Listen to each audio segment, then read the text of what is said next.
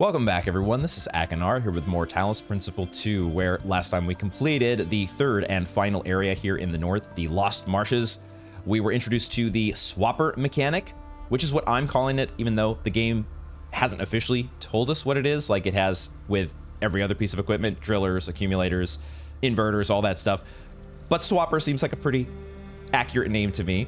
And so we have lit the red and final laser to once again open the Megastructure. We have the Megastructure open to us, and we'll be heading inside shortly. I did feel like we had a bit of unfinished business, though, with this world. We're back here in Puzzle 8.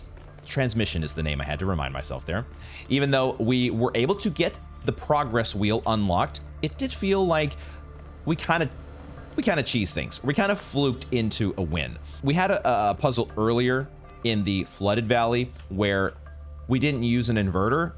There was a piece of equipment that was left unused, and it felt that maybe it was a cheesy or unintended solution, but I also felt like it was more legitimate because the game was clearly letting us put the accumulators onto the step that was above us. It wasn't like I was having to get into some pixel perfect position. I wasn't having to fight the game in order to do what I wanted to do. And that is not the case here because something happened, I think maybe with the textures here with the snow and the fact that there's a bit of an incline. It seems to happen sometimes with equipment in this game where they just start sliding a bit. And we had that happen with the jammer. Or not the jammer, but the driller. The driller slid through its own opening, which is, I don't think, supposed to happen. I will say I went off camera here just a bit, experimenting to see if I could recreate that, and I did get it to happen again one time, but I kind of had to wait around for it. I was sort of waiting. It wasn't happening, and then all of a sudden it was. I wish I was recording so I could show you, but I only got it to happen the once. It doesn't feel like it's an intended way to go about the puzzle. So I thought, let's quickly revisit this puzzle and see if we can actually get the solution, because I was stumped the other day. And I will admit, I was thinking about it a little bit, and I think I might have an idea about how to approach this. Why don't we start here by bringing out our clone. Now, I think I don't need necessarily this pressure plate.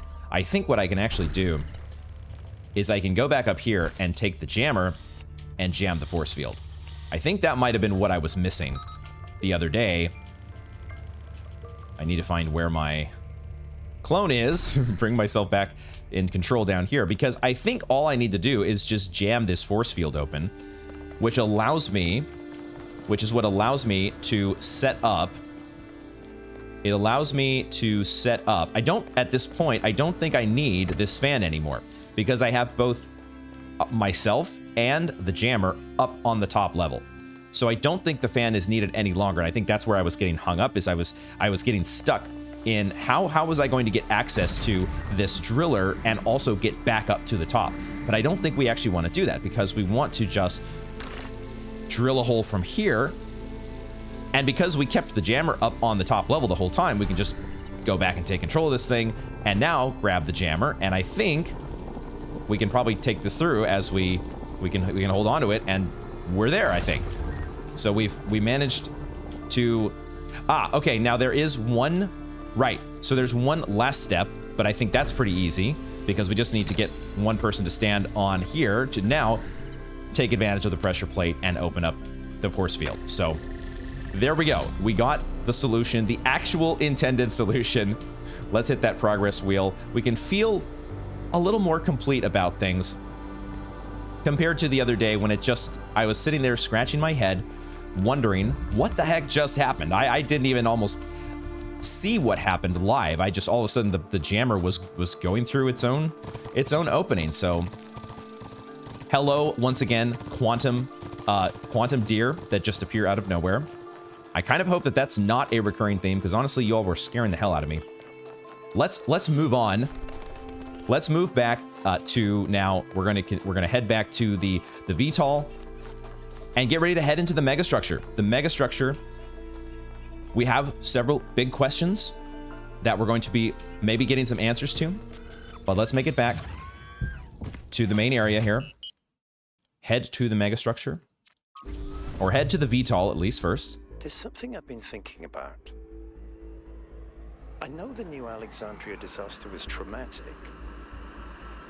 I know accidents like that make us think that it's best to stick to what we have. But what about all the accidents that have happened in New Jerusalem that nobody talks about? The collapse of the Rakovsky building. The Calvin Street explosion. The derailment that almost killed Benaroya and Canada. All of those happened because we stopped investing enough resources in our civilization. And if Melville hadn't been put in charge of city maintenance, this would still be happening. It will happen again either way. With how little we have to work with, it's only a matter of time. You see, there may be a price for pursuing progress, but there's also a price for not pursuing it. There is no free lunch. There are always trade-offs. It's often not a good choice and a bad choice. There are just choices with trade-offs. By the way, I am going to, before we head to the VTOL, I do want to just quickly check over here at the astrological temple. I'm also noticing once again we have a shift in the time or the it feels more misty or cloudy than it has before. But I do want to quickly check this astrological temple just to see if there's anything new. I don't think there will be anything new because based on the fact that there is a big star here on my compass, it feels like it's related to the stars and the Golden Gates. So we probably are not going to see anything here. But it did make me wonder the fact that when he mentioned that, you know, there are these, they've had these accidents where people are dying. Yeah, it looks like there's nothing new here and no prompts or anything. Oh, release stars. There is a prompt here. Release stars. I mean, should we try that? Of course we should try it, right? What happens when we release stars?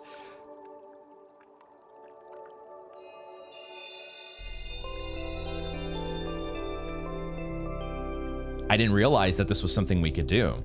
Okay. It doesn't seem to trigger anything else. And I'm guessing that this is not setting us back in terms of our progress for opening up the Golden Gates. Okay. That's cool. We'll keep plugging away, grabbing all the stars. I'm looking forward to getting inside the Golden Gates, looking forward to seeing what happens there with the temple. Once we meet our long-term goal, our long-term stretch goal of collecting stars. To finish my thought, though, as I keep meandering along here, the fact that robots can die, why is that a thing? Why is it that they are permanently dead? When in fact, do they not keep, like, backups? Is this not, I don't know, it feels like a different, when you're dealing with technology like this, shouldn't there be some way to back up a robot and restore them to life? There's probably some good explanation for that, and I know that sort of violates the concepts that they're going for here and trying to equate robots to biological humans. But it is something I thought about. A little inconvenient wrinkle to the overall premise here. But let's go into the megastructure. Time to head inside. Once again, heading in. Here we go again. Here we go again, another one. Our main objective is to determine the relationship between the megastructure and Athena. Did she find it? Did she build it? Why was she here in the first place? Explore, dig up anything you can. We need to start finding answers. Answers, yes. Totally agree. That is the biggest question of all, is how is Athena involved in all this? Don't forget about Miranda. There were at least 2 of them. Okay. I can't imagine 100 people building this. Yeah. Don't forget Miranda. Have a look around. Melville, Stay come on. in touch and be careful. 1K, can you stay a moment? I'd like to talk to you. Alcatraz wants to have a chat, huh? We can have a chat real quick. I'm fine with that. I may not get a choice. Also, you are not saying anything, my dude. You basically just said nothing. Let's check our log. So glad that we actually have a log to check. I know you can't wait to start exploring, but just hear me out, okay? Yeah, sure. Yeah, no, go for it, dude. I'm concerned. Byron is brilliant, but all he can think about is the possibility of finding Athena. She was his mentor, and her disappearance shattered him. I'm afraid he's not seeing the dangers of the megastructure. To me, this place seems chaotic, dysfunctional. Yes, it's all very impressive, but I think it's broken. And what we're seeing is, it's nonsense, frankly. You've interacted with it more than anyone. What do you think? I'm not sure I'd say that it's broken as much as I'd say it's just empty. It is such a huge structure, just like the other towers and things that we've seen in each of the levels so far. They are just massive. They are so large. Now, they're put there because we're playing a video game and they're really cool to look at. But in terms of the in-game universe, how would you explain having such a massive, unwieldy structure? Maybe it's just that we're dealing with this particle cloud technology, whatever you want to call it, that can just materialize anything out of itself, and perhaps including incredibly massive structures that make no sense from an engineering standpoint. Now, how does that all relate to what Alcatraz is asking? I think the most accurate answer is probably that I don't have enough data to judge. If I said I think all of it is intentional, we're meant to do something here, that kind of feels right. It does feel like Athena has something in mind for us, but I have no idea what that is. So I think the honest answer that I have to go with is that I just really don't have enough data to judge just yet. Then just be careful, okay? I'm always, as careful as you can be in a video game. I'm actually not that careful, am I? I'm like, hook me up to the Somnodrome. I have no idea what the fuck this thing does. But hell yeah, I'll just plug myself into it because we gotta see what happens. I'm definitely not, when it comes to video games, I am not careful. Real life, I'm very cautious and questioning, and I'm probably a lot more like Alcatraz, but there's something that is very freeing about playing a video game and being like, hell yeah, let's give it a go. Because you don't get to do that normally. Deeper into the megastructure. Not quite sure where I am. Seem to be right in the middle of the machinery. Please, watch yourself, Byron. This is incredible. I don't even know how to describe what I'm seeing. I don't think this is a building. I think this is a machine. I wouldn't be surprised at that. There are some parts of it here that feel a little machine-like, and the overall structure is actually pretty reminiscent of like a Borg cube. Alcatraz is funny. He's the parent. We're on the field trip. We're all the little kids on the field trip running in every direction, and Alcatraz is just the hopeless parent trying to just herd the wild animals. So we've got a door over in this direction. Let's keep checking out the rest of the area here. There is also a door here with a palm reader. I noticed these, but I didn't actually verbally note them, but we have like floating pieces of the structure, which we kind of had before, right? We had the statue that was holding the two things, the sphere and the cube, that were both floating. Now we have more of that here. Seems to defy the laws of gravity a bit, no? Oh yeah, look at this over here. You can actually see what look like clamps that would attach to some sort of, I don't know, a drive shaft. So there is a mechanized aspect to this, isn't there? All right, let's check out this palm reader. Noema Project 7. Trials, 1701, 2202. Oh my god, the numbers just keep multiplying and multiplying. We're up to 3525. Faults, leads, errors, frustration, effects ripple out at enormous distances. Waves, question mark? We need to move experiments further apart. Version 0.2 deployed. Large-scale synthesis successful. Replicating 0.2 to create 0.21. Crazy stuff going on here, sounds like. But we have a door override. Okay, I guess let's go ahead and we can activate that. Except it is an overload.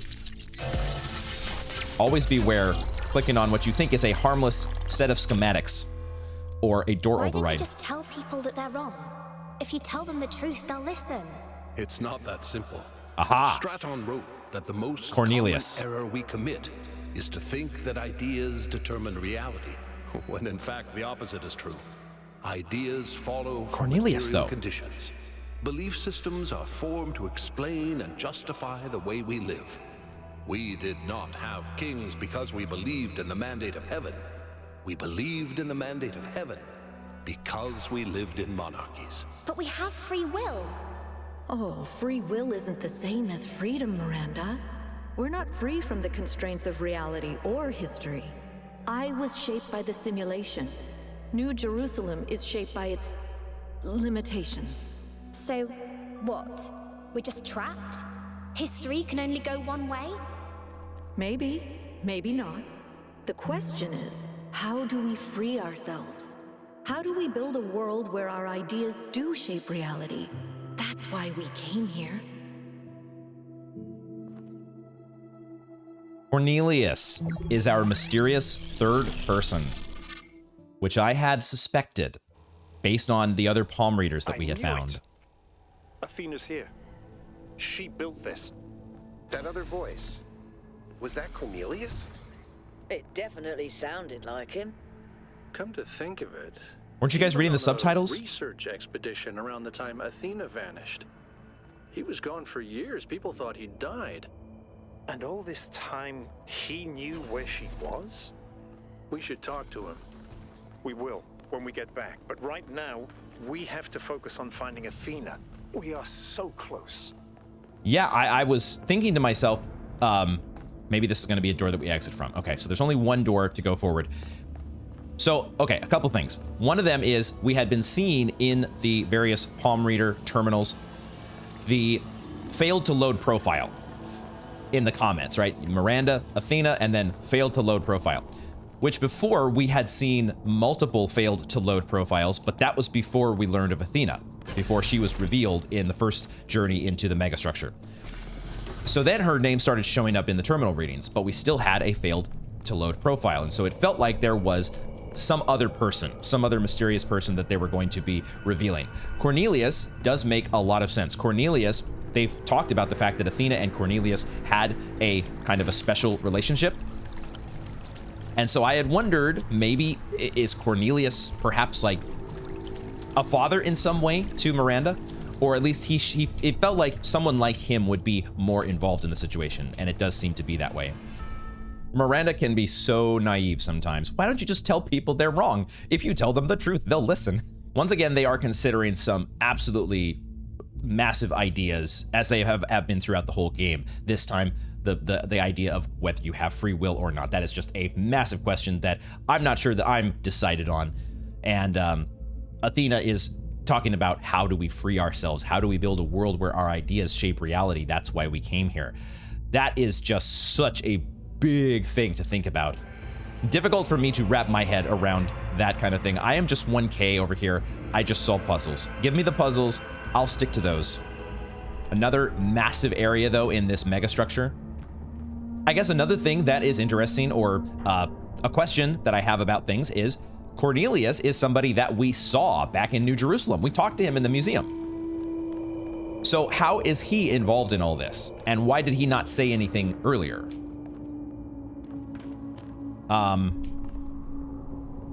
This is giving me shades of... Are those surfaces magnetic? Yeah, this is what I was thinking. It's anti-gravity. Your coot was right. I should have known. Oh boy. Oh boy, we are now walking on the walls. I was literally thinking to myself, are we all of a sudden in Outer Wilds? And I'm dealing with the Nomai anti-gravity flooring here. That is sure enough what we have. Okay, so I think this is what we saw before in one of the labs. There was a lab that showed us this, was there not? I wasn't sure if it was magnetism or anti-gravity. Melville seems to have determined that it's anti-gravity. I don't know how she knows that. But I see now. We are magnetizing or giving ourselves anti-gravity, and now this it will add an entirely new dimension to puzzle solving. And it's very exciting. Let's see how they... I'm over here. Let's see how they put this into the... I'll open that door for you. Into the puzzles. Will this be limited to megastructure only puzzles? Will we be able to add this sort of tech to outdoor puzzles as well? Now, where are you, Byron? I can't actually He said, I'm over here. I have no idea where you're talking to me from. I don't know if I'm supposed to see you somewhere, but we'll just keep moving forward. Oh, okay. There's Byron. All right. I'm getting a little bit of feeling from the first game, the end of the first game, where we're kind of co-oping with our other personalities inside the simulation. This place is already feeling it just adding that into the mix when you have anti-gravity flooring. It just makes the area feel so much more expansive all of a sudden. Looks like we are aiming for that connection over there. We'll just kind of go with the flow of the Tetramino puzzles and see if that works out. Looks like it does. Okay. Easy as always. Now, Byron was kind of over in this direction, I thought. See if we can catch up with him. Where'd you go, buddy? Talk to me. Same pattern as before. 3 beams, 3 receivers. I guess we know what to do. Be careful. The sheer amount of power running through this place. I'll take care of this puzzle. You do the other 2, okay? No. That is not the deal, Byron. Fun. Byron. Maybe Alexandra Drennan was right. Play is part of what makes us human. I did not sign up for letting anybody else do the puzzles here. I am 1K. I am the designated puzzle solver. Are you kidding me? So Byron gets to solve one of the puzzles on his own? What the hell's up with that? I wasn't even paying attention to seeing what he was doing, but I feel a little cheated right now. I wanted to do puzzles. Come on, man. Come on. Not cool. Okay, well, hopefully these other 2 puzzles are absolute doozies, because I don't like the fact that other people are getting to steal my puzzles. So heading this way, it is so weird though when you start throwing anti-gravity flooring into the mix. Now this way actually just leads to the big door, doesn't it? So how do we actually get to... There's actually probably no way to get to his side of the puzzle, right? This is just... Byron gets to solve a puzzle. You gotta live with that. And we're not allowed to even go over there and check out what he did. So I don't think we want to go to the door yet, because it's not lit. So let's try to figure out how to get over to the actual puzzles that we can solve. Oh, wow, there's a bridge there. Okay, I totally missed that at first. How do I get there? I was distracted by the laser. I was looking at the laser and bemoaning the fact that Byron got to solve his puzzle. That I missed the flooring right here, which is, I think, the way forward. Right, I came around this corner. Here's the flooring. Okay, you can pass by that pretty easily. So let's get here and solve our next bridge. We'll start with that, but... Actually, it's fine, isn't it? Man, you can... These are so... Like, I didn't even rotate a single piece there. It's just... Is there anything in the system that put them in can place. tell us where Athena is? I don't know. Someone's logged into the system. But when I try to access that information, it all glitches out. Somebody's logged into the system, huh? Who might that be? Which way do I want to go here, though?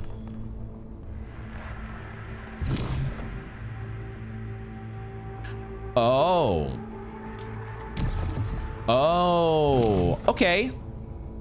Okay. This might be, for the first time, this might actually be a little interesting, because this bridge looks like we're actually building in 3 dimensions.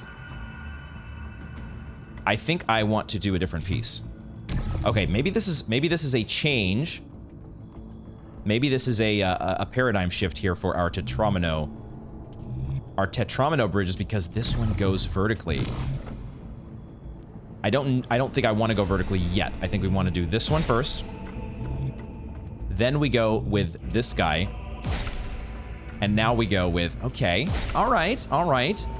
If they start introducing verticality to these bridges, and they can do that, they're doing it in this case with a fan, which is a little more classic Talos Principle, as opposed to just bringing in anti-gravity flooring, which they may do as well. Maybe that's going to be what happens here, because this one is 1 square above us. So I only have 2 pieces. I think I want to start with this one. Oh, they both go up. So I actually have to do this. I was wondering what these steps were here for. I think they are here in order to... It's not anti-gravity flooring, it's just some steps to get us up here. Now, I really honestly have no idea where we are right now. I'm just sort of like, oh, I saw a bridge, and so let's go complete it. It looks like we're finally getting a puzzle. So I think we might have inadvertently just kind of steered ourselves into a puzzle area. Which puzzle area is it? Blue? Green? It feels like the blue laser. Either way, let's solve the puzzle. What do we got here? This area is kind of... I feel a little bit disoriented just because there's there's been many parts of this game where there's a lot to take in. And now that they're starting all of a sudden these Tetramino bridges that I have found pretty straightforward, kind of boring, maybe have gotten a little interesting all of a sudden. All you got to do is bring in one new mechanic to shift the thinking and shift your perspective. We have an accumulator to grab red, and then we can shoot that over there. Okay, I guess technically we did use an accumulator, so cool. Now we have an inverter. Where are we dealing, or where are we using this inverter? It looks like we need to, if we step on this pressure plate, that lowers the force field here. So I think what we need to do, this inverter, well, is it as simple as this? Okay, I thought it was going to be more complicated for a second because I thought that there was no line of sight from this pressure plate to this receiver, but that's not the case. So, puzzle solved. Puzzle solved. We got our lever. Okay, easy. The Megastructure puzzles are, I think, just meant to kind of re-summarize one of the mechanics, in this case, the accumulator. Now, Byron got to solve one of them, though, so we're not re-summarizing all of the new mechanics that we found. I really need to stop whining about that, the fact that we didn't get to solve all three of these puzzles. But Byron, you're taking away from my puzzle time, my dude. How dare you? Okay, now we need to find our way back over to the green side, wherever that is. I don't think I want to just jump down there, do I? If I'm not jumping down there, though, how am I getting there? There's some stairs over here. It feels like I could just make a jump. Oh, except we were down here before, weren't we? Okay, I'm making a jump. I'm going off the grid. Going out of bounds. As apparently going out of bounds and making these jumps causes the sound to glitch. I am getting so lost right now. I think this is where we want to go. Back down this way. I mean, if I see a bridge that's not complete, that's probably a good sign that we need to go in that direction. So let's go this way. Let's go this way. This one is on the same level as we are.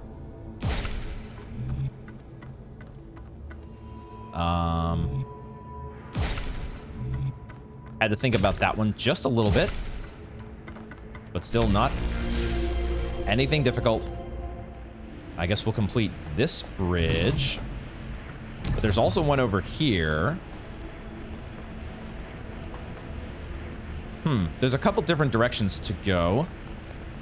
But maybe they both lead to the same place. We kind of saw that in the first part of the Megastructure that we ventured into before. Where multiple bridges kind of led to the same place. Now, the floor is right here. Okay, this is the floor. And so... Oh, okay, so does this mean that the Tetramino bridges, the way that they start, that those count as anti-gravity flooring? I hadn't thought of that before, or considered that possibility, but of course we are just being introduced. This is the first time that we are getting to think about anti-gravity at all. I think we're going here. I think we're going there, but we have pieces.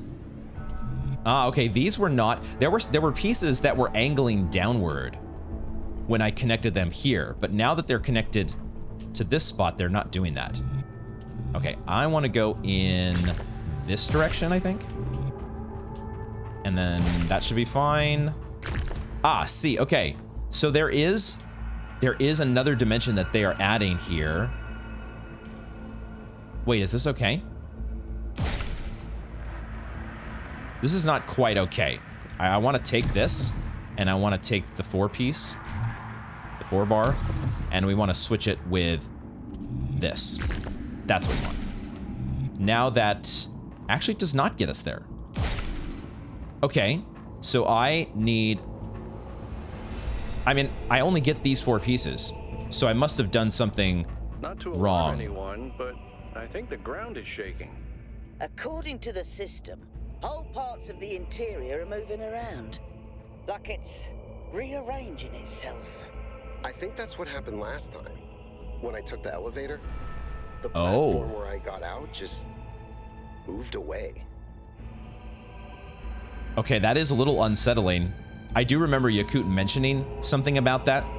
I thought Yakut was just being weird. Just being Yakut. We're just going to keep moving forward for now, but let's... hopefully we can solve puzzles without the floor giving out from underneath us. How do I rearrange this, though, so that... See, these 2 pieces are going either up or down. And I don't want to do that, I think. So I think I need to start with either this piece or this piece. Maybe we'll start with this piece this time, because that actually heads in the direction of the eventual goal. Maybe this is what we want. Whoops. Okay, all right. So, yeah, just have to rearrange things a little bit there. That one was a little trickier. So now I don't know if we're on the ceiling. I think we are on the ceiling now. And we're heading in to solve the green puzzle. This area is weird. This is I'm still, admittedly, I am not letting go of the fact that we did not get to solve the red puzzle. That has honestly deeply injured my soul, and I may never recover. Byron, you scoundrel, stealing puzzles from us. Let's try our best to move on. We have a swapper with a driller. There's our lever. Our lever is over there behind... I guess we have to lower this fencing. Not sure exactly how we're going to do that, but what can we do? We can connect this here. Whoops. Little hiccup in the frames. That didn't do anything because we need both a red signal and a blue signal to open this force field.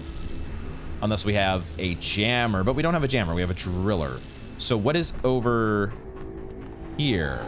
Oh, here is a green signal. That must be how we open this. This gate here is opened by a green signal. So this is a driller wall that gives us access to the green connector or receiver. And we have our green source behind here. There is also a jammer.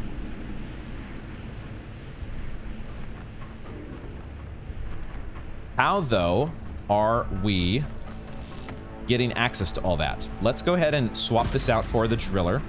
And so far, the only place... Aha, okay. There's another driller wall over here that I failed to notice at first.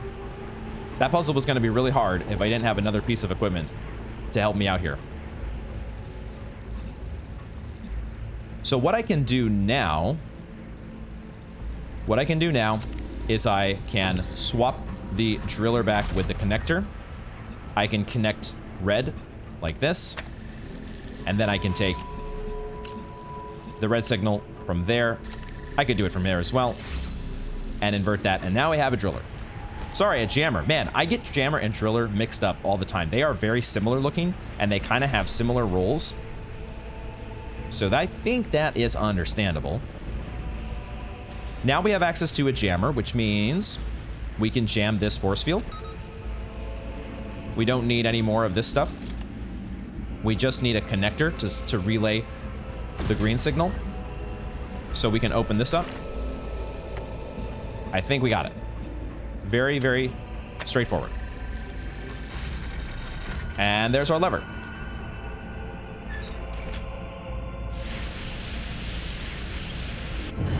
The gate's opening. I'm heading in.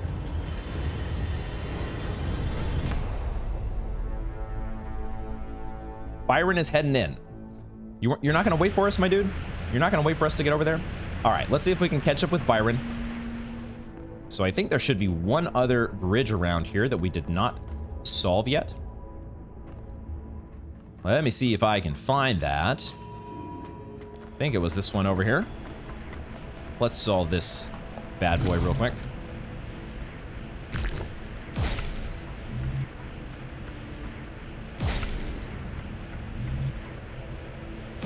Feels like that should work. There we go.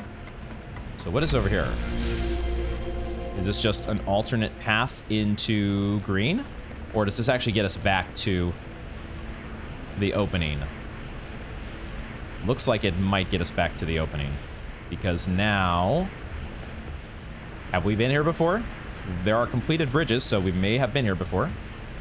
Probably have been here before. Are we... We're upside down, aren't we? This place is the most confusing so far. That's what happens when you introduce anti-gravity walls. You don't know where the hell you are anymore. Everything is literally turned upside down. Here's the way.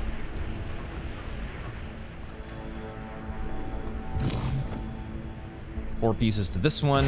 We'll just kind of build toward the goal, which is usually what I'm just doing. Just put pieces in place and see what happens. And once again, success. Boy, these are not a headache whatsoever. All right, in we go. Where are you at, Byron? And we once again have a big area with a terminal, and this time a cutscene. This is fascinating. They were both here, Athena and Cornelius. They had a plan.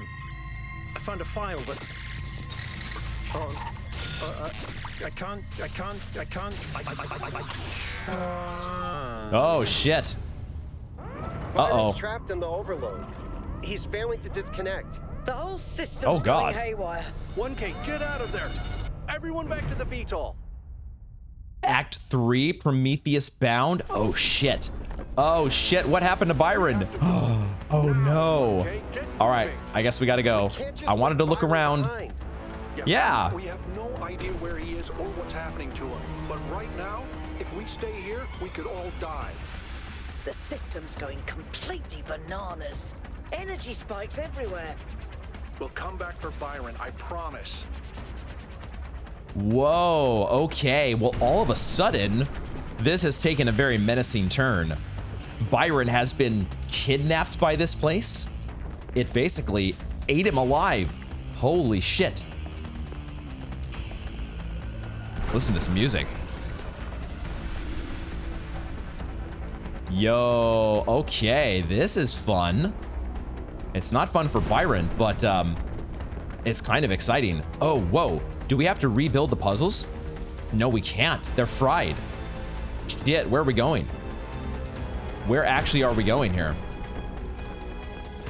There's a path that's opened up. Got it. They have the little marker here to show you where to go. Byron, oh my god. So both Athena and Cornelius were here. Fools. Mortals are not meant to tread these halls. Why will you not heed my warnings?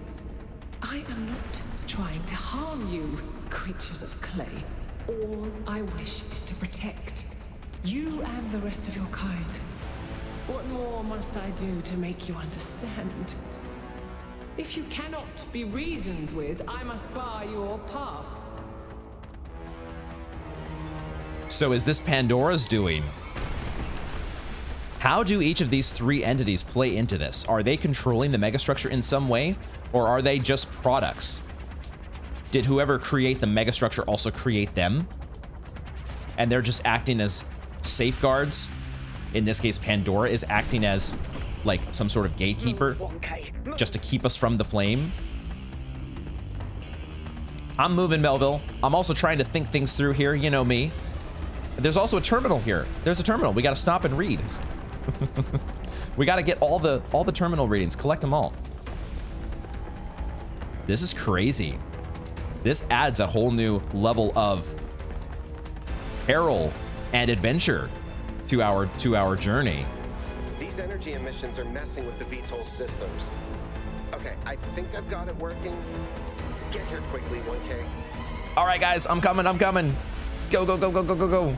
Run, run, run, run, run. Is this other, right, the other door that we saw before that wasn't open?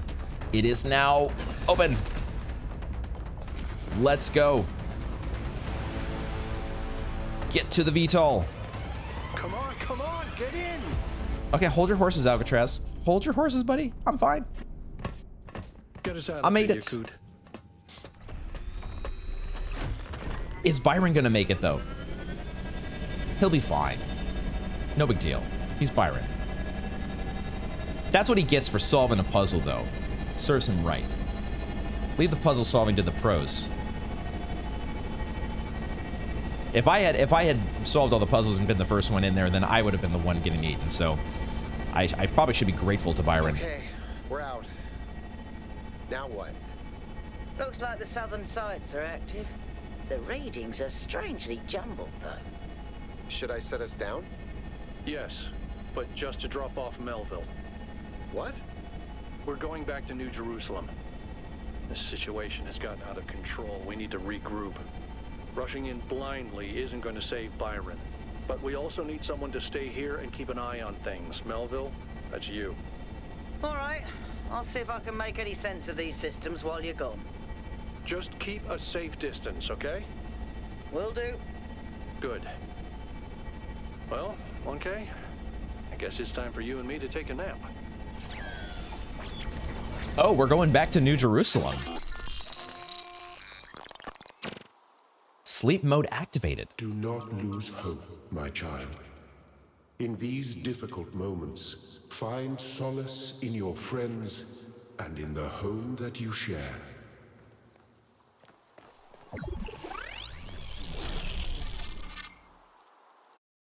I'm definitely trying to find solace right now. I'm also...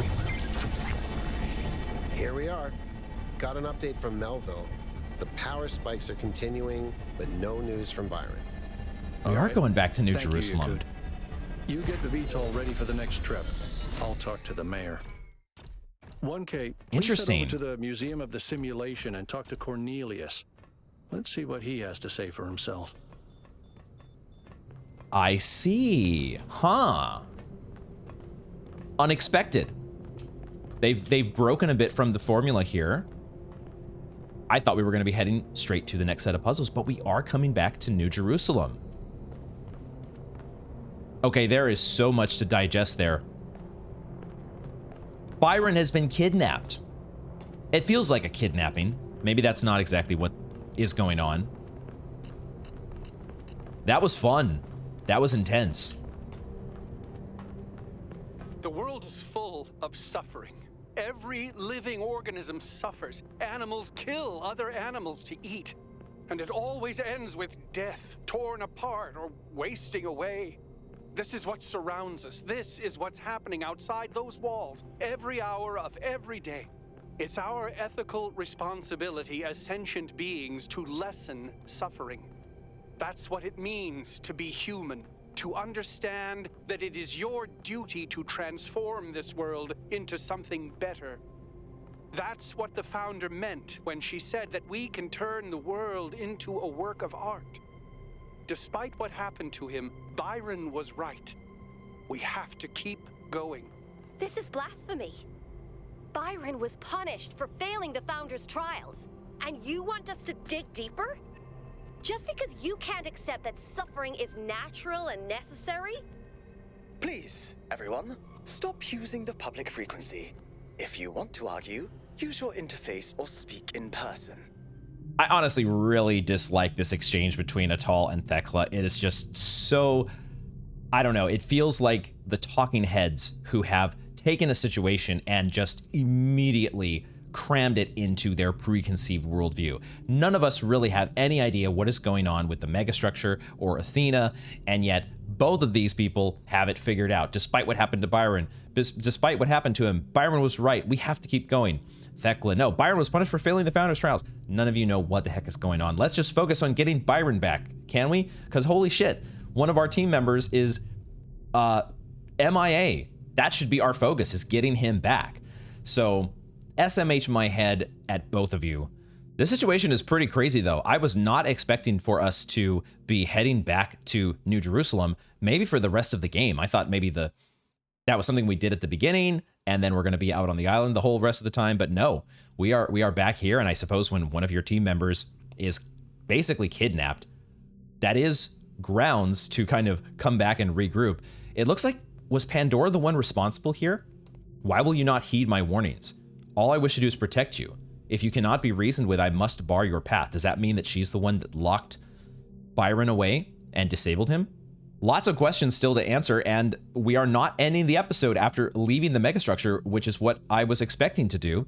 We are continuing here in New Jerusalem, and we'll be heading to talk to Cornelius here shortly, because we got to get some answers. Let's quickly... I just got done getting mad at 2 talking heads, but let's check our social media and catch up a little bit here with the 3 threads that they've given us. The expedition to the Founders Island has suffered a serious setback as all contact with Byron was lost during a foray into the interior of the Megastructure. Byron is assumed to be alive but trapped within a data stream overload and unable to disconnect. Several sources in the government expressed a lack of surprise at this turn of events, citing the first companion's history of rash behavior. Quote, hopefully this gets people thinking about the dangers of populism, one source told me. Is that really what that... It's been alarming to see people suddenly falling for this utopian foolishness. GemFX 312 is now open. Is this the Gehenna Memorial Interactive Fiction Exhibit, I'm happy to announce, is now open to visitors. Come play the 3 winning works at the Gehenna Memorial Pavilion. Finally, can't wait. Wonderful news, I'll be attending today. Nice. Will these be made available through the interface too? Yes, after the exhibition is over. The Optimist by Neve. The pessimist is commonly spoken of as the man in revolt. He is not. Firstly, because it requires some cheerfulness to continue in revolt. And secondly, because pessimism appeals to the weaker side of everybody. And the pessimist, therefore, drives as roaring a trade as the publican. The person who is ready to revolt is the optimist, who generally lives and dies in a desperate and suicidal effort to persuade all the other people how good they are. It has been proved 100 times over that if you really wish to enrage people and make them angry, even unto death, the right way to do it is to tell them that they are all the sons of God. Jesus Christ was crucified, it may be remembered, not because of anything he said about God, but on a charge of saying that a man could in 3 days pull down and rebuild the temple. Every one of the great revolutionists from Isaiah to Shelley have been optimists. They've been indignant, not about the badness of existence, but about the slowness of men in realizing its goodness. The prophet who is stoned is not a brawler or a marplot? What the heck is a marplot? He is simply a rejected lover. He suffers from an unrequited attachment to things in general. Here we have again G.K. Chesterton. Hey Siri, what is a marplot? It is a busybody. A do-gooder, a meddler, or a marplot is someone who meddles in the affairs of others. I have never before heard that word in my life. Thank you, Talos Principle, for once again expanding my vocabulary. Oh no, and the responses here are RIP Byron, TLDR. RIP Byron, Jesus Christ. We don't know that he's dead. He may just be lost. He could still be saved. Yeah, of course. That should be the normal thing here, not RIP Byron. Get out of here, you guys. I was gonna say something sarcastic, but you know what? In the spirit of optimism, I really hope so. Maybe they're just memeing. Maybe the robots have embraced the memeology of social media as well. Either way, it's time to get the hell off of social media and get on with our expedition here. Now, can we talk to the mayor? We cannot. We are not talking to Herman. That is Alcatraz's responsibility, so we are going to head down the elevator here. It is, I have also noticed, very gloomy. It is so foggy and cloudy all of a sudden. It feels like we have entered the apocalypse. It feels like we are in the dystopian future, so much more than the beginning of the game where everything was nice and clear. The cloud of a missing team member has fallen both figuratively and literally over our city here. But we're gonna head to Cornelius and see if we can get some answers. We're back here in New Jerusalem though for the first time. Are we gonna have all the same, maybe not the same, but got like all the interactions that we might have missed. You know, it's possible somebody would have come here and not have been as thorough as we tried to be the first time. What about you guys? Are you guys still going on about the founder? I told you, it was Athena who sent Prometheus. How do you know it was Athena? Because she's the one who built the giant pyramid. Still haven't matched the subtitles to but the how do you know it wasn't Cornelius nameplates. who sent Prometheus? Because Cornelius was here? And where did Prometheus appear? Come on. How do you know it wasn't Miranda? Maybe she got bored of waiting. I don't buy it. I think Athena is testing us. Why would she test us? To see if we can use those new technologies, like the body replication. If those new technologies are such a big deal, why is she putting them in puzzles? Because play is how we learn. Maybe she's trying to tell us the opposite. That it's all just childish stuff that doesn't really matter. The last power failure almost caused a derailment. It all matters. You're starting to sound like Byron. You saw how that turned out. They'll find him. Sure. Okay, I am getting the feeling. I can see that you have some dialogue. This is Atal from the public frequency. There's a new person out here, or maybe this is the shop owner. No, this is somebody else. Chansey. Isn't that a Pokemon? What I can tell though is that there are already, we've seen 3 potentially new conversations. All citizens, the Gehenna Memorial Interactive Fiction Exhibition is now open to visitors. However, we know about that. Please note that due to an unauthorized strike, public transport will be temporarily unavailable. May the founder be with you. So we have new conversations to check out. We have the Gehenna Memorial exhibit that is now open, so a new part of the city. It feels like we've got a protest going on over here. It feels like we have a whole new version of New Jerusalem to potentially explore, and I do want to explore that, but I also was not prepared to explore all of that today. So what I think we're just going to do for the rest of this episode is we're going to stick with the main objective here, which is talking to Cornelius. And then perhaps next episode we will have, kind of like we did with the first episode, we had a whole bunch of kind of exploring the optional content. We might do that as its own episode here. We'll see how we go. But let's first talk to Cornelius. Wait, this is Neith. 1K, what are you doing here? Cornelius is not here? Yeah, I'm looking for Cornelius. We kind of have a big deal going on. I don't know if you've heard. Byron's missing. I assume it has something to do with your expedition? I must admit I haven't been following the news. Sorry, been a little lost lately. That's okay. I'm usually the same way. Following the news is not at the top of my list normally. Let's see. Cornelius seems to have been at the Megastructure with Athena. Are you okay? Let's fill her in on the news here. Oh, that's... well, I suppose it shouldn't really come as a surprise. They were very close, you know. After she disappeared, he went away for a long time. On a research expedition, he said.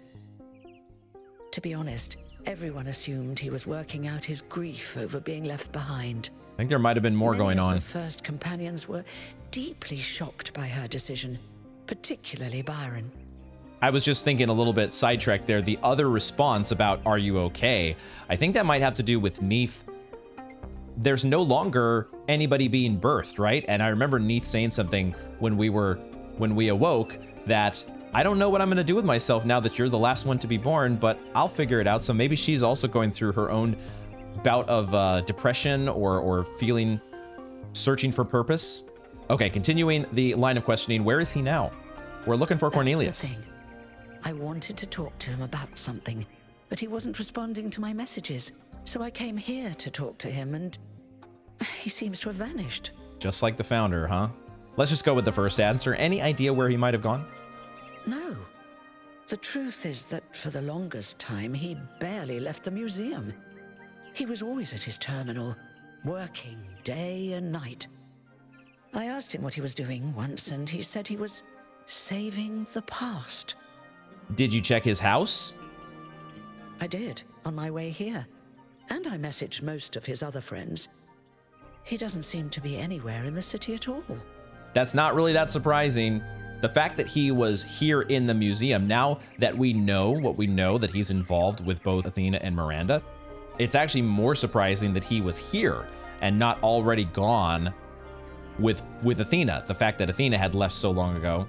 Cornelius had found the time, though, to venture out, going on some research expeditions or something like that. But clearly now, those were trips to work with Athena in some way. Can we access his terminal? I suppose so. It seems a little unethical, but then it is just his work terminal, right? And we do have sort of a situation here. We have a missing team member. I think maybe it would be justified in this circumstance. Good luck with everything, 1K. Good luck to you as well. I know we didn't ask about your well-being, but I do hope that you are finding a way to cope with being out of a job. So let's investigate Cornelius's terminal here and check his notes. Lab location inaccessible. Deliberate? Unclear. User profile? Yes. Gold puzzles as barrier? Yes. Hidden as self-protection? Likely. External help for upload? Yes. Ask Herman? No. Trust 1K? Undecided. Applicable to Calvin? No. Applicable to Sarabai? With Noema? Yes. Okay, how do we decipher this? Gold puzzles as barrier? It sounds like he is working with Athena to design these puzzles. I'm assuming that the way that the game is going to work is once we have all the stars, the gold puzzles will open up. And then we go back to solve the gold puzzles. And each of those, as we solve them, is going to progress the gold gates at the base camp. The first place that we land with the VTOL has that set of doors that has 12 lights on it that I presume will light up as we solve gold puzzles. Hidden? Who is hidden here? Are we talking about the fact that we're hiding user profiles? What does that mean? Like, I'm thinking of failing to load user profile in the terminals. Ask Herman? No. Keep him out of the loop. We don't want Herman involved. Wondering whether that he should trust us, though. And then I guess maybe there are some others involved. Calvin, and maybe not Calvin, but maybe with Sarabai? What the hell do we make of all that? Rec Final 2. I'm always a little nervous when I click on one of these gear symbols. Are we going to be overloading ourselves here? No overload this time. Sending Rec Final 2 to Yakut. So this is what Cornelius was working on? Strange. It looks a bit like the blueprints for the Somnodrome, but no, it's not quite that. Is he trying to isolate something in the buffer? Maybe Melville can make sense of it, but I think this might be a dead end. I need to finish up with the mayor. You can head back to the VTOL whenever you're ready. I'll meet you there. No rush, though. So a lot going on with Cornelius. He's not here anymore. Is he at the island? Is he at the Megastructure hanging out with Athena? We've got his notes to decipher. He was also potentially working on something related to the Somnodrome. Lots of questions there we'll have to keep thinking about. I also have been thinking that what we're going to do is we're going to continue exploring here in the city. I was originally thinking of splitting this up into its own episode, but now that I am actually, full disclosure, sitting down on a different day to record, I actually do now have the time, and I think it makes sense for us to keep everything in one episode here. So I will give the same PSA that I did in the very first episode, which is if you are interested in the strict puzzle-related content, we will be departing back to the Megastructure, our main objective now, in the next episode, which I will link here once it becomes available. So for those who would like that option, it will be there. For now, why don't we go ahead and check in with all the folks that we've talked to before, as well as potentially some new interactions. Right here, we've got our friend Purple. Purple was one of the more fun interactions. I certainly hope that you have not changed your voice pack. Dude, you're back from the island. I'm so glad you're okay, dude. Especially after what happened to Byron. Dude, glad to know you haven't changed your voice pack. All right, what do we got here? So how's the situation in New Jerusalem? Lately, a lot of folks have been saying maybe that Byron dude is right after all. Like, maybe to really be excellent to each other, we have to build something new and bodacious. don't know what'll happen now that he's had that bogus accident. Bodacious and bogus both dropped in that sentence. Have you ever met Cornelius? Yeah, I come here all the time. He's a wise dude. I've asked him a lot of dumb questions, and he's always taken the time to answer them. All right, short and sweet update from our buddy Purple.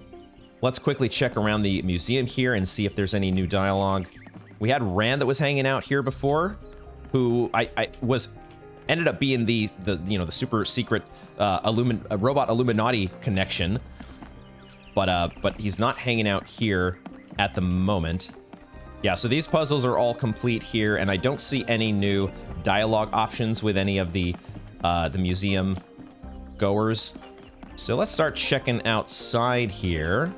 Now, as I mentioned, I am recording this in a separate session, and it seems like the vendor, Helga, wasn't she here before? And we were able to... I was caught off guard by Helga the first time that we came to New Jerusalem, because I thought there was actually going to be like an RPG-style element to our...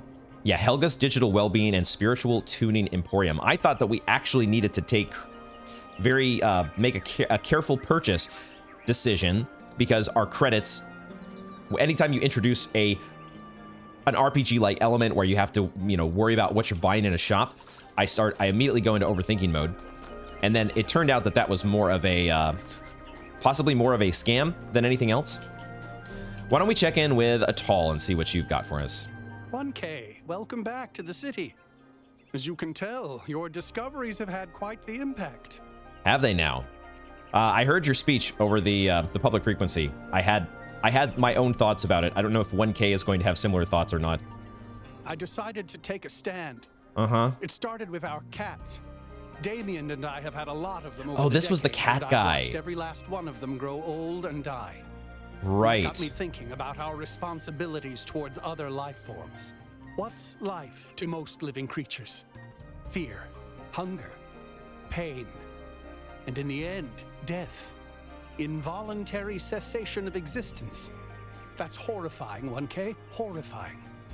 And we are the only ones who can make it better. Some might say it's horrifying. That's a natural reaction. Could also say it's the natural course of things, and that it's just going to happen when it happens. But of course, Atal would respond by saying that just because something's natural doesn't mean it's good. This is a thought that does happen very often with a lot of human beings, right? There is this, I think, a very noble desire to make things better. The issue is that there are so often unintended consequences that come about. Just because you have an idea of how you're going to make things better doesn't mean that you have considered all of the possibilities and every last ramification of what you're actually going to do. And oftentimes, maybe you don't necessarily make things worse, but there are other factors, other outcomes that happen as a result of what you've done that you didn't account for. I think I'd like to know more about exactly what you have in mind. Do you mean we're re-engineering the entire planet? Yes. Carefully and slowly, but yes. That's what civilization is. That's what it's always been. Creating structures to lessen suffering. But this time we include everyone. We use our intelligence to get rid of as much of the horror of existence as we can for all living beings. That is, I don't know if you quite understand just how massive of an undertaking that is. Again, your heart may be very much in the right place, but I think there is so much to think about. If you're talking about every single life form, you're going to make things better for them. I think maybe my reaction here is what you're describing is just pure hubris, or it sounds very hard to achieve, one or the other. I think I will give you a little bit of the benefit of a doubt and will say this sounds very hard to achieve. So, lots of necessary things are very difficult to do. We're the species that eradicated polio, went to the moon, created artificial intelligence. We need to start thinking bigger. I'll definitely have to think about this. I like your attitude and your ambition, but I'm going to have to think this one over. Do that. It's more than most people do, but that might be changing. Okay, why don't we also check in with Chansey? Are you a Pokemon fan by any chance? Are you Chance? enjoying our gardens? Walked right into that one. Sorry, I don't have time to chat right now. You asked me about gardens. Sorry, I realize I'm out of time. I will go with the polite answer and we'll say, yes, they're lovely. All the great secrets are right there, you know. You can watch the tiniest of seedlings grow, flourish, and die. But it's the pattern of all things that you're really seeing. The game does give you a lot of room to be very, very spicy with your answers. There are actually so many dialogue interactions where you could just be a complete, you know, yes, just as the entire universe is reflected in a single dewdrop. My God, dripping with the sarcasm. So while the game does have so many big ideas that it's trying to get you to consider, I think it is also a little bit self-aware in that regard. And like, we're not going to take ourselves too seriously here, or at least we're not going to force you to take us seriously. So let's have a little fun here and go with the sarcastic answer. So you've green fingers and apophenia too. Those traits are much Apophenia? too rare in the birthing algorithm, in my opinion. Sometimes I imagine myself as an old oak tree. I watch the life which grows around me. I see the ivy, the moss, the fungi, leaching my nutrients as they go. And I don't blame them. I'm delighted by how life seems so different from me can somehow be the same as me. This old oak tree drinks water from the ground. They drink their water from me. They shrivel and die in a single season. But I shrivel and die over centuries. What kind of plant would you be, I wonder? Keep wondering. I'm leaving. I see what we did there. I got to admit, my dude, I am not sitting around thinking what plant that I would equate to. So why don't you share your thoughts on this? Well, you're certainly a tree of some sort. A bay, perhaps. You Okay. adapt to your surroundings.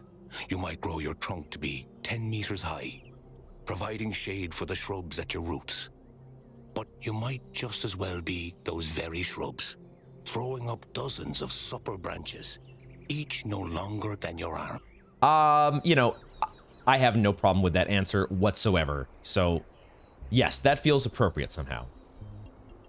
Of course. It's the patterns, you see. This is a good question. Why tend these gardens when our ancestors are long dead? Has the simulation been so successful? It feels like it has been so successful in reproducing so many parts of the human psyche, including the need for greenery. Is that the case? Our ancestors grew plants for their colors, their tastes, and their general utility.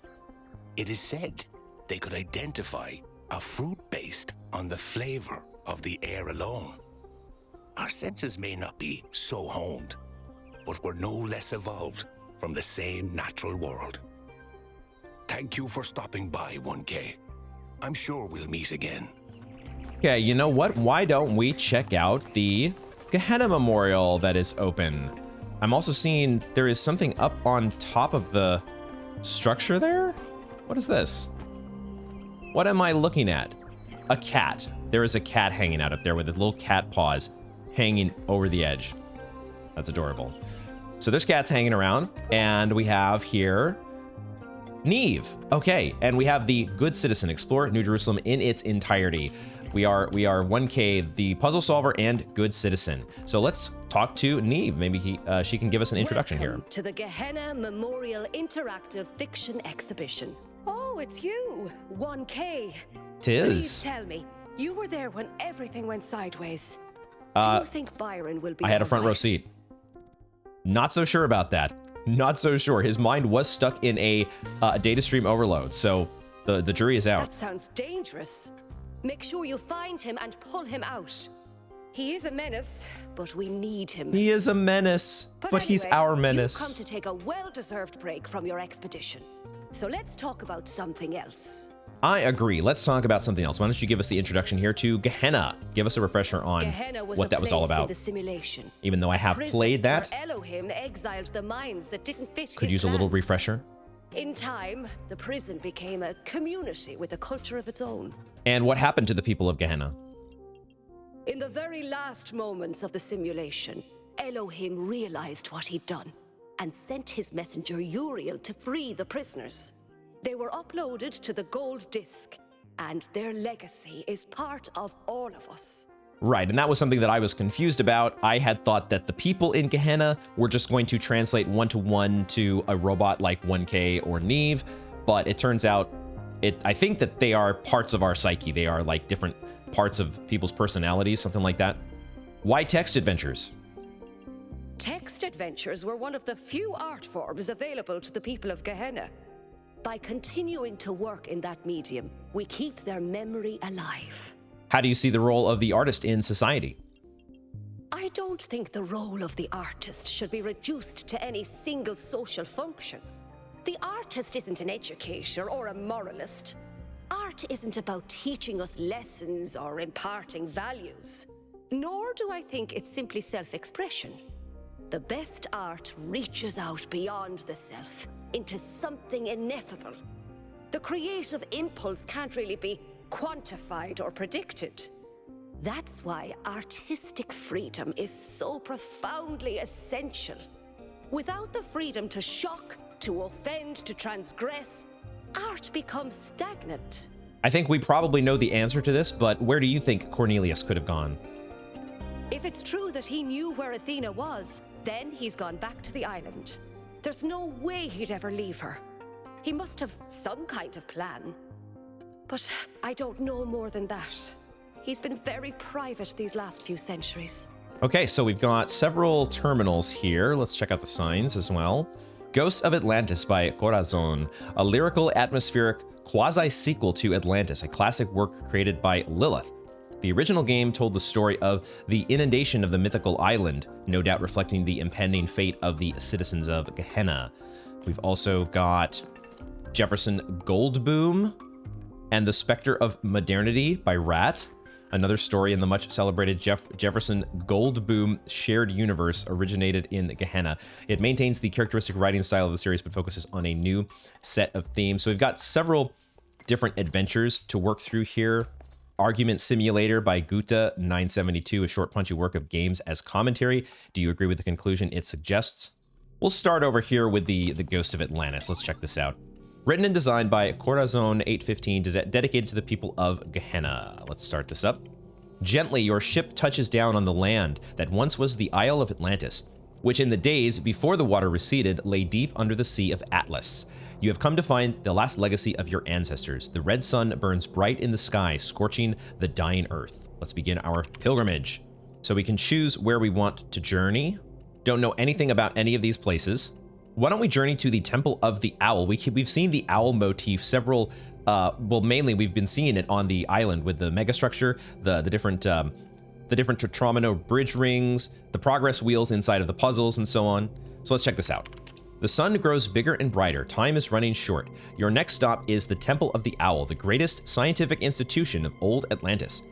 Here, the ancients tried to understand the secret laws of the cosmos, although their studies did not advance far enough to prevent their fate. The ghost of the scientist awaits you in the ruins. Okay, let's speak to the scientist. I have not rested in death, the scientist tells you. In fact, death has provided ample opportunity for study. I have learned much about the machinery of creation. He hesitates. I would like to join you, but I fear that the truth I have discovered will offend and outrage many. Let's go ahead and tell him the truth matters more than anything. I don't know if it matters, but once it is known, it cannot be ignored. Still, if you believe it matters, then it does, and I will join you. All right, let's continue our pilgrimage. I see, so it lets us journey to each of these places. It just doesn't matter what order we go in, who knows? We're just playing a little simulation game here, so let's just go to the Broken Tower. On the northern shores of the island, where the frozen ocean once stretched to the horizon, stand the remains of a tower. Here lived a great magician who advised the king of Atlantis in matters of the sublime. There is very little left of the once impressive structure. To anyone else, it would be a pile of rubble covered in black, dried-out moss, but you can see a glimpse of its past, of the craft that went into its making. By the tower stands the ghost of the magician awaiting you. Let's speak to the magician.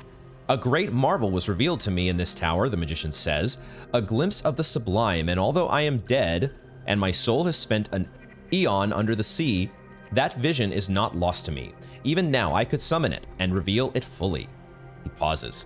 If I do, I will finally witness the sublime in all its glory, but I believe that in this moment my soul will be annihilated. Is that a fate I should embrace or reject? Neither one of these answers feels great to me. just the idea of annihilation of the self. There's something about that wording that feels more ominous than anything, but I also don't know that I would say that it's sin. Let's just go with the annihilation of self is liberty. You speak wisely, the magician says. I have lingered here too long. He turns away from you towards a world beyond your sight. A bright light suffuses him, and you cannot tell whether the magician is laughing or screaming. Then he is gone. Okay, continuing our pilgrimage onto one of the other locations, I'm guessing. Let's go to the Lost Shore. Your journey takes you to a wasteland that was once a beach where children from the Atlantean capital of Luna came to play. Here stands the ghost of the poet, contemplating the dying sun that fills the sky. Let's speak to the poet. I never completed my great work, he says. There were too many priests and censors who interfered, who did not allow me to create what I intended because they feared the free and true expression of poetic genius. And then came the earthquakes and the waves, and long ages under the sea. And now this time of burning death. Yet still I long for its completion, and my soul imagines what could have been. We're playing a game here, so we're gonna say, you must refuse to accept death and find a way of completing the great work. F death. All art is irrational, the poet says. It is not the opposite of reason, but beyond reason. And so is defiance of death, even by the dead themselves. We are gone. We do not exist. And yet we refuse to surrender. Perhaps that is what is called faith. All right, ask the poet to join us. I think this is supposed to say, it will be good to have you with us, the scientist tells the poet. You know much of the truth, I think, and you have remained too long in this place. I guess this is, okay, the scientist that we brought along with us, so we have some of the characters that we brought along that talk to each other, so there is a little bit that matters in terms of our order here. Let's check out the Temple of the Serpents. You make your way to the Temple of Serpents, which once was the greatest hospital in all of Atlantis. The sick and the injured came here from all across the island, hoping that salvation could be found in its halls.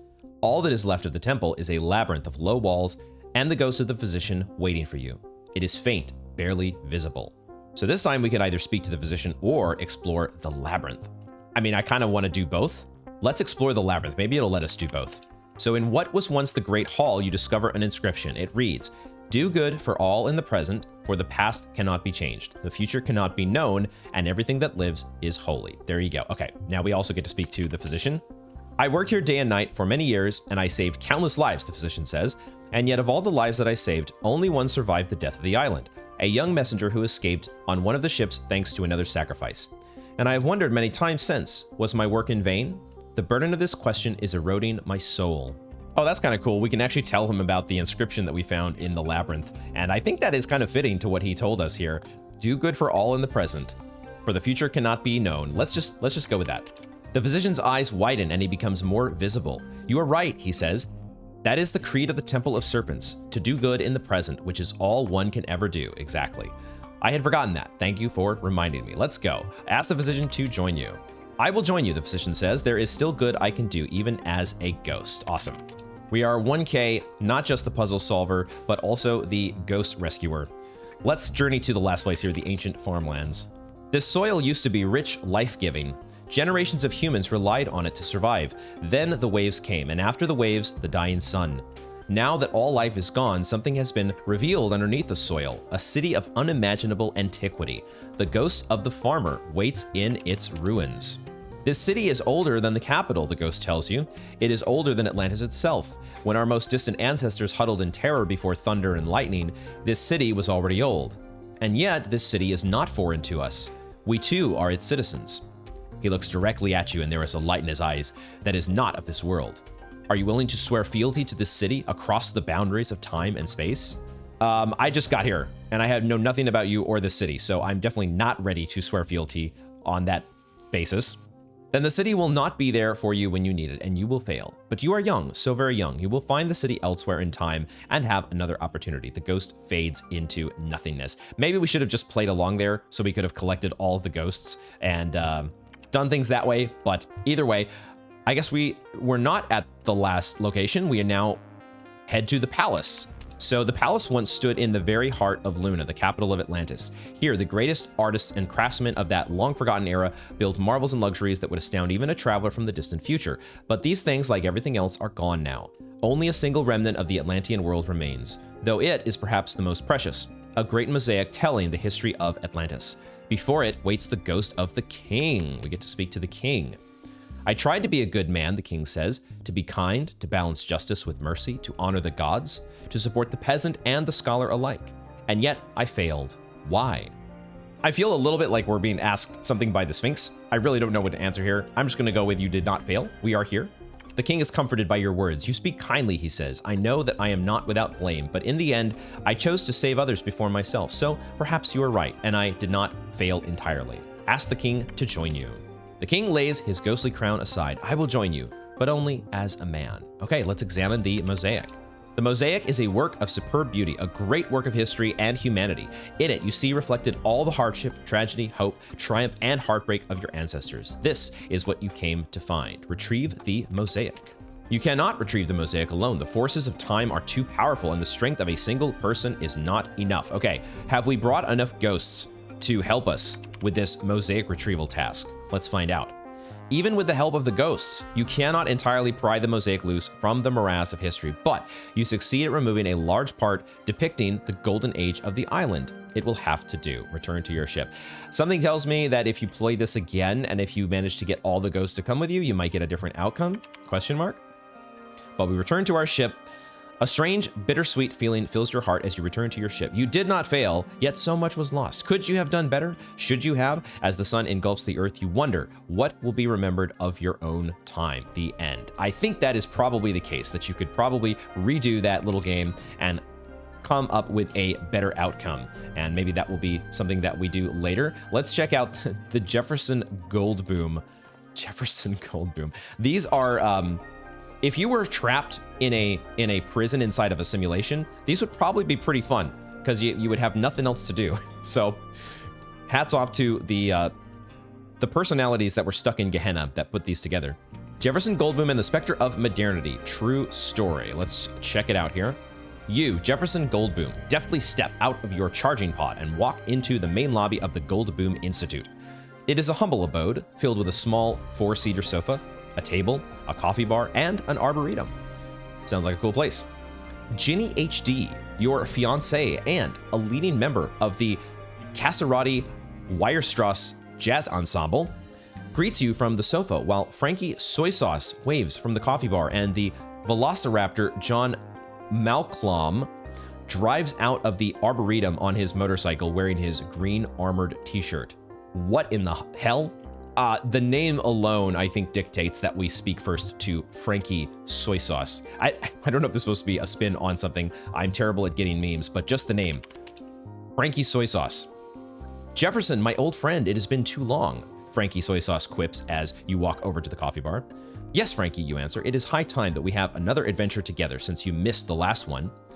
You mean the fight against the dastardly Dr. Elyon, which brought you to the 9th dimension where you met John Malcolm and his velocious velociraptors. What the hell does velocious mean? And saved human world from the Solvosonic super thruster with your guitar. This really is some great fanfic for the actual Jeffrey Goldblum, isn't it? The very same, you nod sagely. I am sad to have missed it, Frankie mourns, but I am sure you'll be once more playing your guitar to save the human world before we know it. It's what you do, after all. You're about to agree with him because Frankie's right when a klaxon resounds throughout the Goldboom Institute. Oh my god. Ask Frankie Soy Sauce, what's happening? Sorry, buddy, I can't hear you, Frankie drawls over the noise. It's the damn klaxon of doom. I knew we shouldn't have set the volume to 11. Never turn it up to 11. If you want to ask me something, you should probably shut it off first. Frankie eloquently waves his coffee cup in the direction of the central computer terminal, which is conveniently located next to the coffee bar. We could shoot the klaxon. I mean, playing the guitar is kind of always the right answer, isn't it?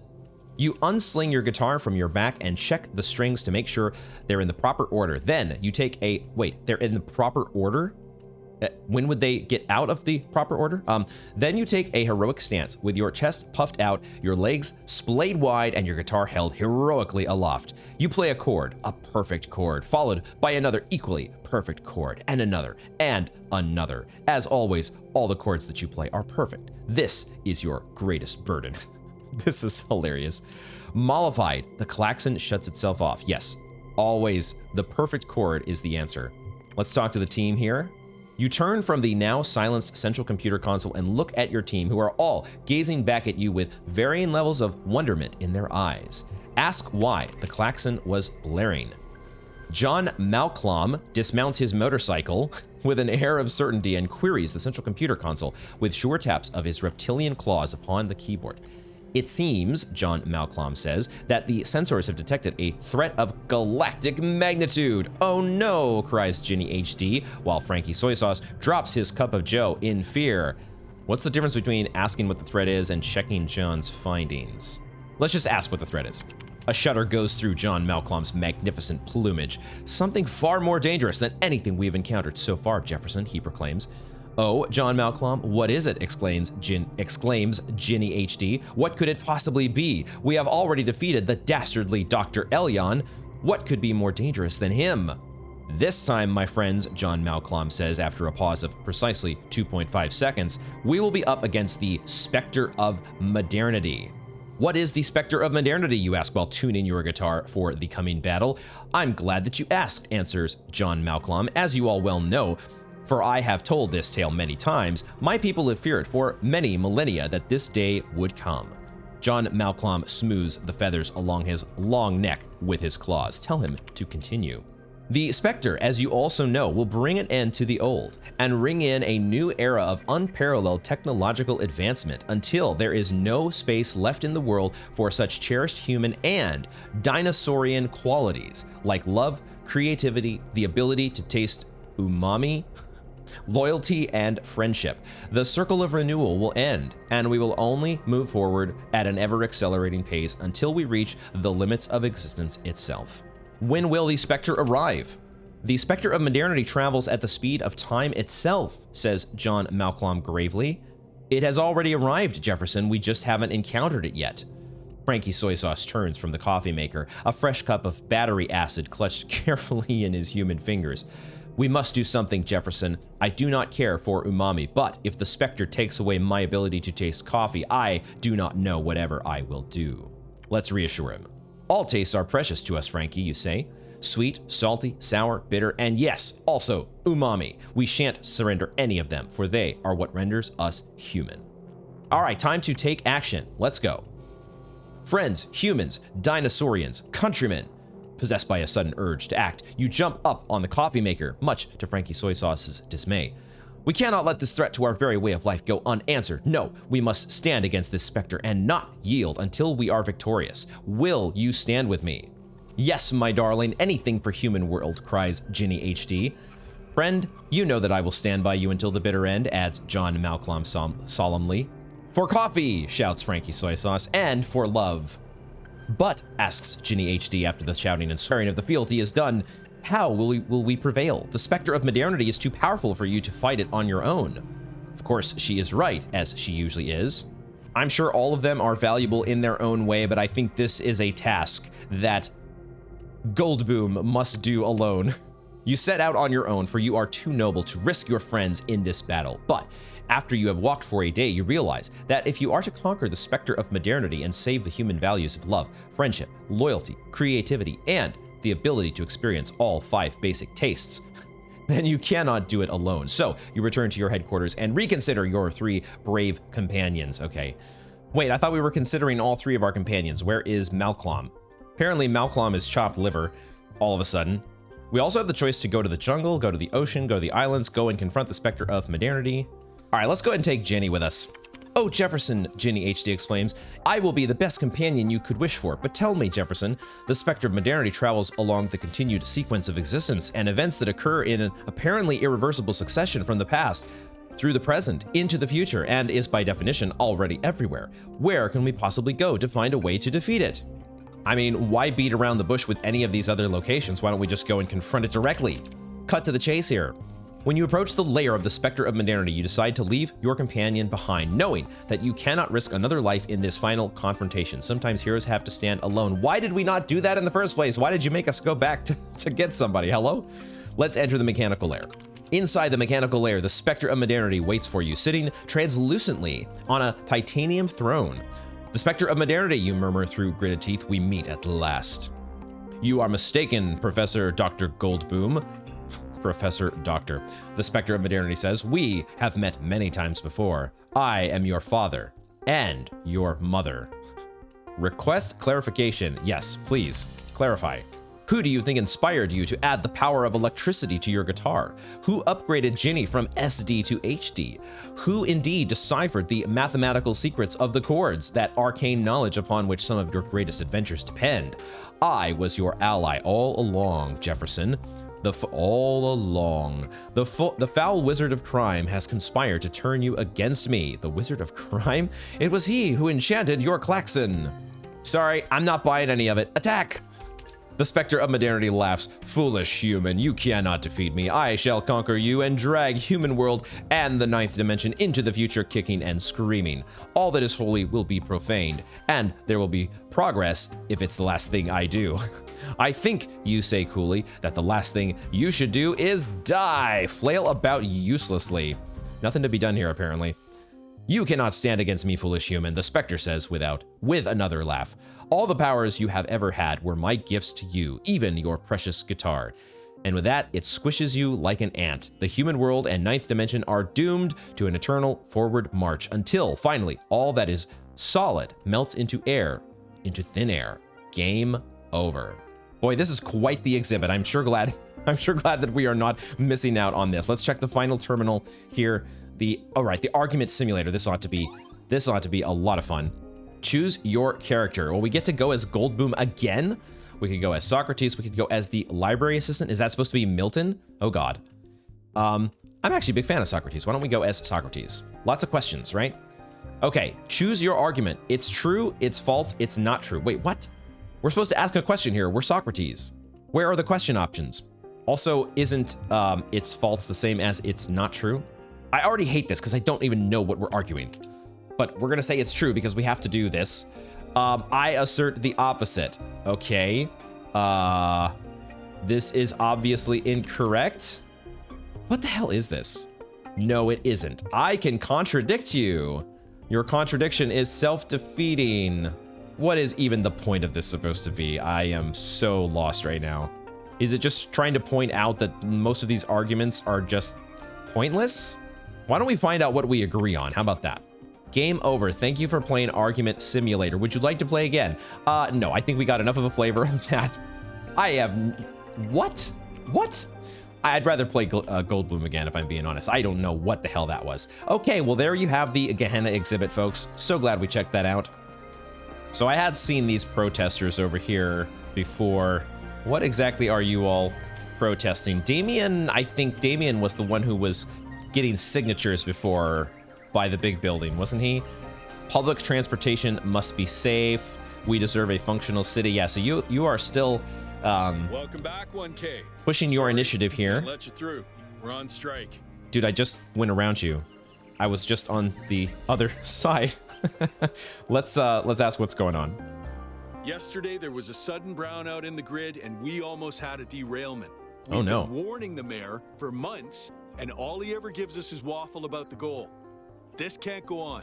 I feel like this is still a situation, the shortcomings of power and brownouts in the city. I don't really know enough about it. So I feel like I still kind of just don't want to get involved. You were involved the moment you were born, 1K. I had a feeling you were going to say something like that. I guess let's ask him about Atal's speech, which I don't fully remember at the moment. I heard it 15 times when he was practicing it. Oh, I see. I think Atal, like many of us, feels that the time for change is long overdue. The technology you uncovered on the island is the final catalyst for that change, or is it? It should be. Everybody always jumping to conclusions about this stuff. You all are crazy. Why is it so foggy, though? Are we supposed to be close to San Francisco or something? I think we checked out over here before, and this might be the same guy hanging out over here. Was this Ren? We talked to you before, I think, right? Welcome back. You're like the head of the construction or something? Sure, go ahead. Ask me anything.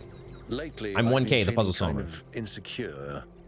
Seeing the pictures of the megastructure that your team sent, I've started wondering whether the dome is kind of pointless. Oh, I thought you were going to say not nearly as cool as the megastructure. What exactly do you mean pointless?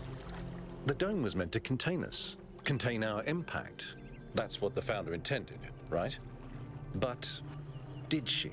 Did she really? If she did, why would she build the megastructure? We are sort of assuming that she built the megastructure. If we are assuming that she built it, it's very possible that she just changed her mind. She came to a new conclusion based on new information. If that's possible, then it feels like nothing is certain anymore. Yeah, welcome to life. Where that leaves us. You could be right, though. Thanks for the chat. I hope you find Byron. Is our poor depressed friend over here still petting the cat? It looks like it. Or, well, he's not petting the cat, but he looks like he's still depressed. 1K, you're back. Yes. How have you been? I don't know how to say your name. Dossicles? Let's not talk about me. Let's talk about that replication technology. Oh, poor guy. You have to get hold of it, 1K. You have to. If you don't, I think I'm gonna die of loneliness. And I think this whole city's gonna slowly suffocate. I mean, do you really think the founder would have designed such a large city if she intended for us to stop at 1,000 inhabitants? That's not even enough to fill a village. Yeah, that was his problem before, right? He just couldn't find the perfect someone. I mean, I think at least for your temporary well-being, I will promise to do my best. Just to give you a little bit of hope. Thanks. I don't know how much longer I can go on feeling like that. Yeah, it wouldn't be Talos without a little bit of an audio hiccup. Is this somebody new over here? Belmarsh? Have we talked to you before? Thunder bless you, friend. So what do you think about everything the expedition has uncovered so far? I wouldn't worry too much about any of it. The founder is an idea, a story we collectively tell ourselves. There is no truth for you to discover, and all these amazing technologies are really just more stories for us to believe or disbelieve. Noted. I will add your input to the pile of opinions that we have. What's going on here? Was this like this before? I don't remember this, if this was walled off like this before. One of the audio logs that we're not able to access for some reason? Huh. Looks like there is another conversation over here, though. Jefferson. Hello again, 1K. These are strange days we're living through, aren't they? How do you mean? It seems to me that we're slowly forgetting all the lessons Alexandra Drennan tried to teach us. Becoming less human. Is it possible her teachings would make us repeat our mistakes? The ancients never listened to her ideas, except at the very end. They never tried to grow up, to take control of their lives. That was their mistake. What would Alexandra Drennan do about the megastructure, do you think? The same thing she'd do with any technology. Discover how it works and apply that knowledge for the common good. And her thoughts on the goal? I think it would make her very, very sad. What do you think she would tell us to do in general? She worked to the very last moment of her life to ensure that we had free will. I don't think she would tell us anything. I'm guessing we've got Thekla still hanging out here by the monuments. Bless you, 1K.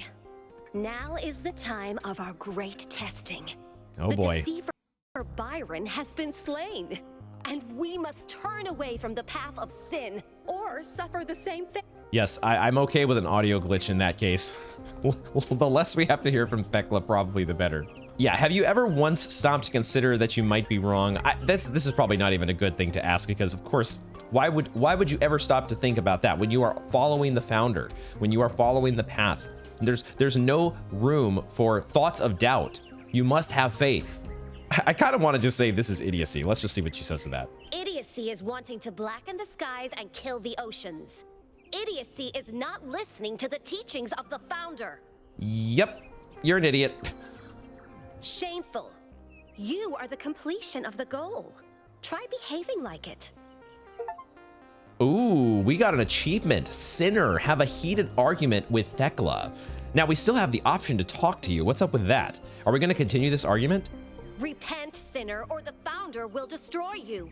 She gives us a chance to, she gives us a chance to repent, but both of our options are non-repentant, which I love. We're going to be super, super spicy here with Thekla. Okay, no response there at all. No response to bite me. Repent, sinner, or the founder will destroy you. Huh. So we can't actually complete the dialogue options here with Thekla. Repent, sinner, or the Founder will destroy... Okay, well, the completionist in me is slightly bugged by that. My OCD that wants to just, you know, complete all the dialogue. So I guess we'll have to live with a little bit of unresolved dialogue with Thekla, which, you know, if you had to choose one person in all of New Jerusalem for there to be unresolved dialogue, not the worst choice. We must listen to the wisdom of the ancient writers, or we will fail the Founder's trial. The Megastructure must be rejected. Oh, this is Malduk here, the guy that was just on the public frequency, huh? Listen to the ancient writers. We must be humble. All right, why don't you fill me in on your strongly held yet baseless opinion? You are the Founder's chosen. But you must be wary. Heed my words, 1K. If you fail this trial, a year from now, New Jerusalem will lie in ruins. What? And you know this how? Exactly. They literally predicted my exact answer as I was in the middle of saying it. Anyone can see the truth if they are willing to open their eyes. Ah, yes, of course. Have you How did I read miss the that? books of our ancestors? In every one of them, the same story is told, again and again, that the pursuit of knowledge can only lead to death and grief. That is what all the great ancient visionaries foresaw. Listen to their warnings. Seek happiness in tranquility and avoid ambition. I mean, I have not read all the ancient writers, but I have to think that there were other strands of thought out there, and not all the ancient writers believed that. Surely. Misleading fantasies and daydreams of impossible future. The audio difficulties are continuing to bug me ever so slightly, or maybe not so slightly. Misleading fantasies and daydreams of impossible futures. I mean, didn't Athena name herself after a fairly optimistic novel? That work has been misinterpreted by foolish utopian dreamers, like Byron. I feel like you are the one who's misinterpreting things here to suit your worldview. I have no interest in arguing with fanatics who cannot open their minds to the wisdom of our ancestors. I bid you a good day. We are having some great, productive conversations here with the citizens of New Jerusalem. It's only some of the citizens, it's not all. But boy, oh boy, are some of them really have their heels dug in, don't they? Okay, I think that is the extent of the dialogue here in New Jerusalem. I haven't been able to find anybody else with new dialogue. We had Helga was the only loose end that I wasn't, you know, I thought we had seen her when we came back, but apparently reloading the game has caused her to head elsewhere. So otherwise, though, I think we are ready to head back to the Megastructure soon. They are doing a pretty good job, I think. One of the things I'm noticing that I think they're doing intentionally is having all of these different robots that are very entrenched into their own worldviews and are jumping to conclusions very often on very little knowledge. And I think that is supposed to be a social commentary. I think there is a social commentary aspect here that is trying to point a little bit of the finger at us and saying, you know, hey, you know, some of us are guilty of doing this sometimes, and it's something we should be very careful of. And it's interesting to think about it in a context like this that is so separated from the present day issues that we often find ourselves mired in. So, but yeah, that is where we will wrap up this installment of the Talos Principle 2, and we will look forward to departing to back to the Megastructure next time. We have a lot of mysteries regarding not just Athena and Miranda, but now also Cornelius. They all seem to be involved in some way with everything that is going on, and hopefully, maybe at some point here, we'll start to get some concrete answers, but most important of all, we will have more puzzles to solve, and I'll be looking forward to see, are they going to continue this trend of having a new mechanic in every single area? Or are they going to start to focus on ramping up the puzzle complexity and difficulty? We'll find out that next time. Thank you all very much for joining me, and I hope to see you in the next one.